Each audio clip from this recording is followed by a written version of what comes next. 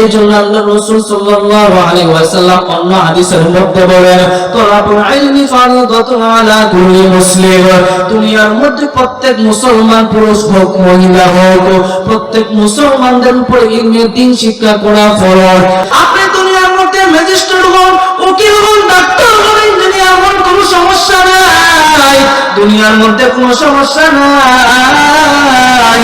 তবে এমন শিক্ষা অর্জন করো যে শিক্ষা অর্জন করলে 5 ওয়াক্ত নামাজ সুন্দরভাবে আদায় করতে পারবেন, যে শিক্ষা অর্জন করলে আল্লাহকে চিনতে পারবেন, যে শিক্ষা অর্জন করলে আল্লাহর রাসূলকে চিনতে পারবেন, যে শিক্ষা অর্জন করলে মুসলমানিত্ব সম্পর্কে জানতে পারবেন।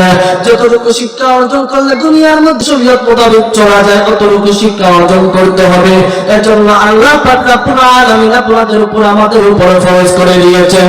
এজন্য রাসূল বলেন, তলাবুল ইলমি ফারিদাতুন আলা কুল্লি মুসলিম। আপনি দ্বীন শিক্ষা অর্জন করুন, দ্বীন শিক্ষা অর্জন করলে দুনিয়ার মধ্যে লাভবান হবেন, আখিরাতের মধ্যে লাভবান হবেন।